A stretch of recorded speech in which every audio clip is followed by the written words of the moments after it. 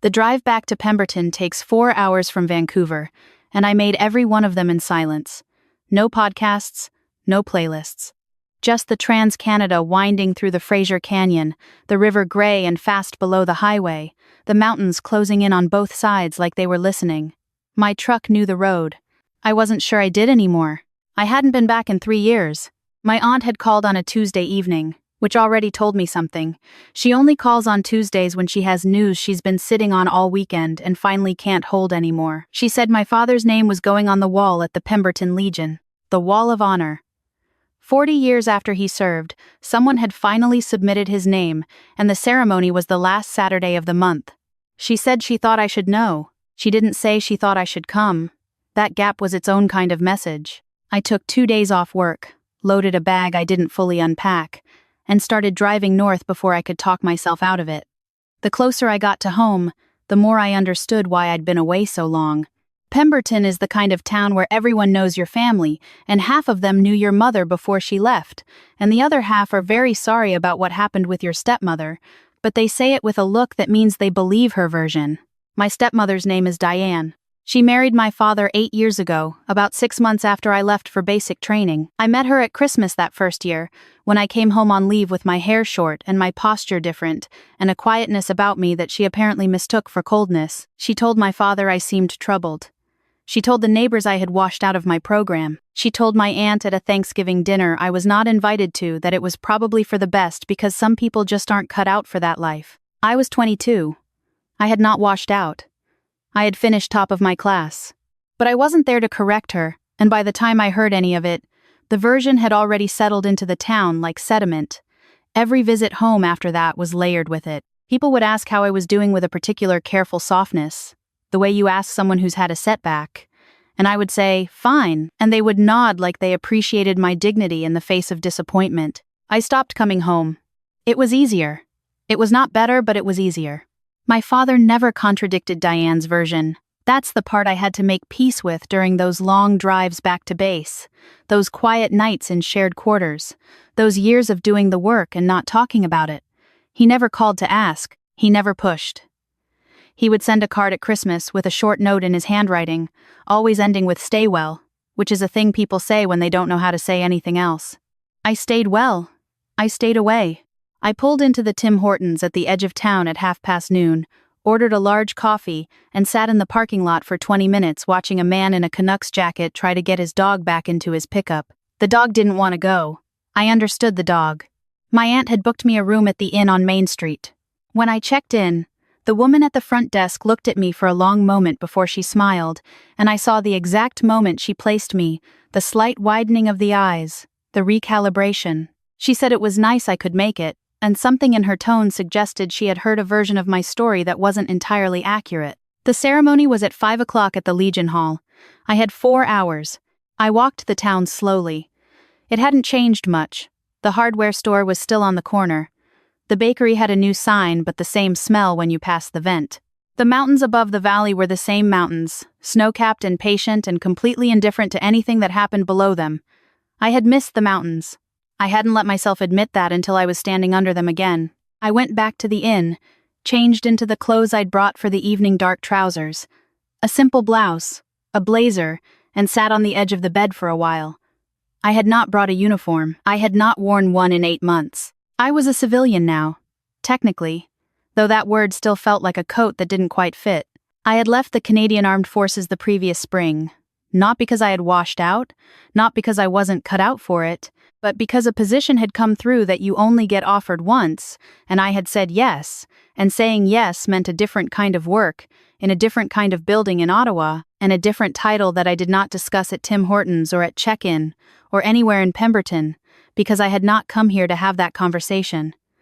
I had come to watch my father's name go on a wall. That was all. I arrived at the Legion Hall at 5:10. The parking lot was full.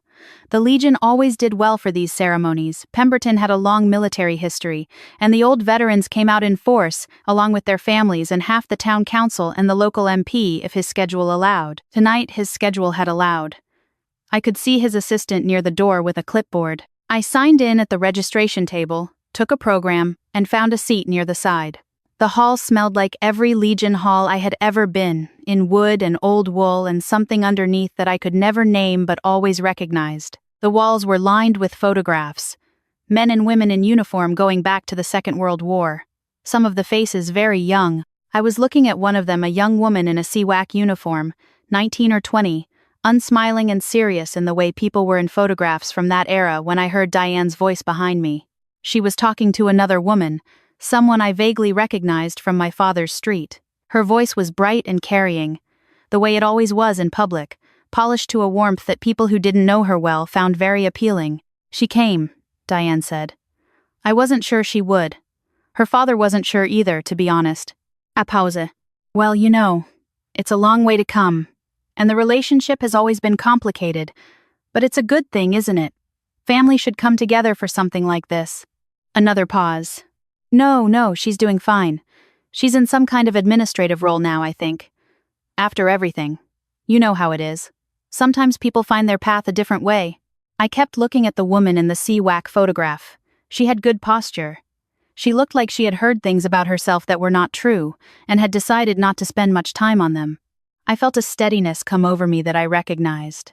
It was the same feeling I got before a briefing, before a difficult conversation, before anything that required me to be entirely present and entirely calm. I turned around. Diane saw me, and her expression rearranged itself into something warm and slightly surprised. "There she is. We were just talking about you." "I heard," I said. A small silence.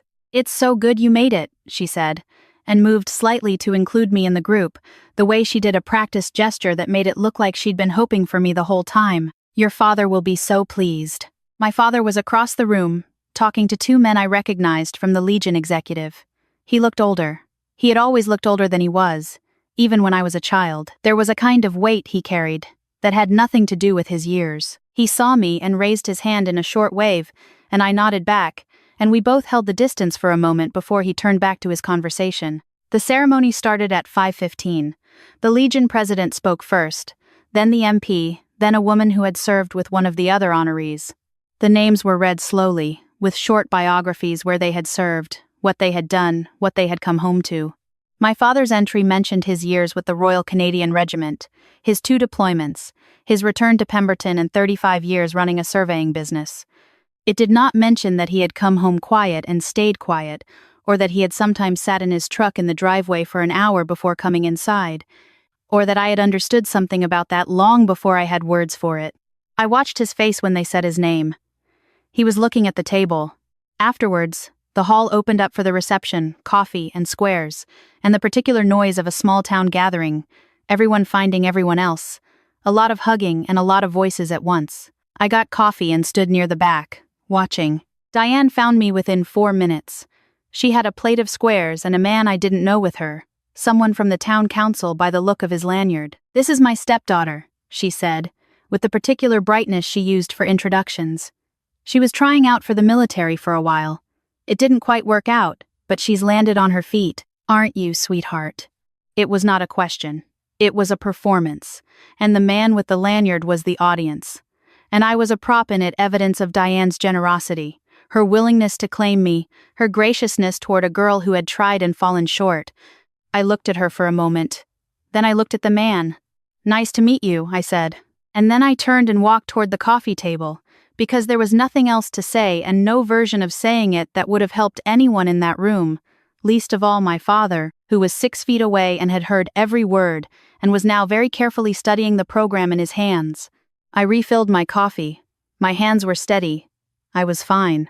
I was standing near the window, watching the last of the light go off the mountains, when I heard boots on the floor behind me, the particular cadence of someone in uniform, measured and deliberate. I didn't turn immediately. There were several uniformed members of the Legion present, and I had grown accustomed, over many years, to the sound of people walking with purpose in rooms like this one. "Excuse me." I turned. The man standing in front of me was in Canadian Forces dress uniform, the insignia of a Brigadier-General at his shoulders, his chest crowded with ribbons that told a long story in a language I could read fluently. He was in his early 60s, silver-haired, with the kind of face that has been outdoors a great deal and thought a great deal and doesn't distinguish much between the two. He was looking at me with an expression I couldn't immediately place. Then recognition settled into his features. "I thought so," he said.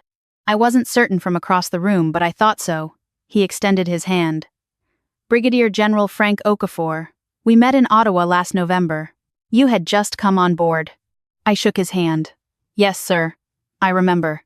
I'm here for the Hendricks family, old friend of the family." He glanced toward the wall of photographs, then back at me.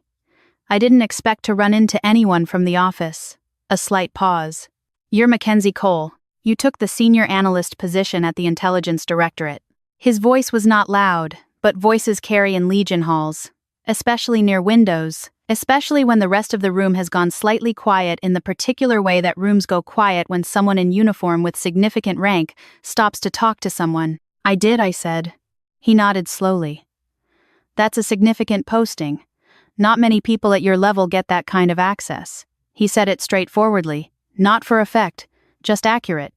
"How are you finding it so far?" "Still learning," I said. "There's a great deal to learn." He smiled. "There always is." He looked at me again. "Who are you here for tonight?" "My father, Cameron Cole. His name is on the wall." Something shifted in his expression. "I saw that name on the program.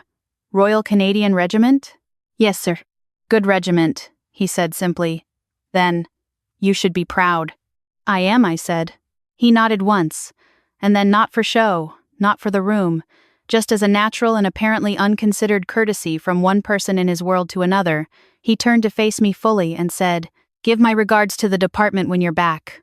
And then he moved on across the room toward the Hendricks family, and I turned back to the window, and I heard the silence in the space behind me expand slowly as people began to process what they had just seen and heard. I did not look at Diane. I did not look at my father. I watched the mountains. The reception went on for another hour.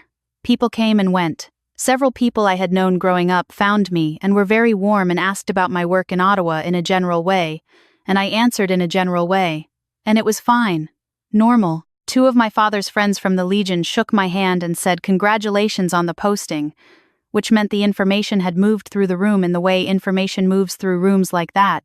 My father found me near the coat rack at 8:15, when the hall was thinning out and the Legion staff were beginning to stack chairs at the edges. He stood beside me for a moment without saying anything. He was holding his program, folded into thirds, a habit he'd had my whole life, folding things he'd been given, papers and cards and programs, as though reducing their size made them easier to carry. "I didn't know," he said. Not an accusation, not an excuse. Just a statement of fact, offered carefully, like something he'd been carrying for a while and had decided to put down. "I know," I said. "She told me." He stopped. Started again. "I should have asked you directly." "Yes." Another silence. Outside, a truck started in the parking lot.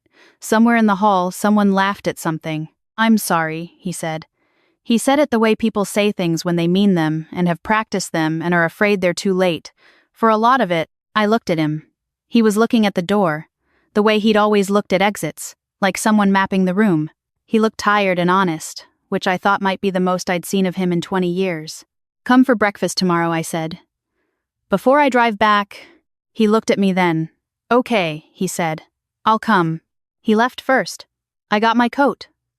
I said goodnight to my aunt, who pressed my arm and didn't say anything, which was exactly right. I walked out into the parking lot under a sky so clear and dark and full that for a moment I just stood with my head back, looking up.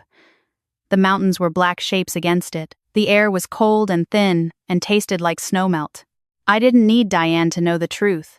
I didn't need the Brigadier-General to have said anything. I didn't need the room to go quiet or the people who had believed her version to revise it. I had done the work. The work was real. It had been real every single day for 13 years, regardless of what was being said in Pemberton. But I would be lying if I said it hadn't mattered, standing there by the window.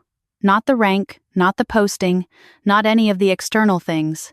Just the simple fact of being seen accurately, for one moment, by someone who had no reason to perform it. That was the thing I drove home thinking about, not Diane's face, not the room.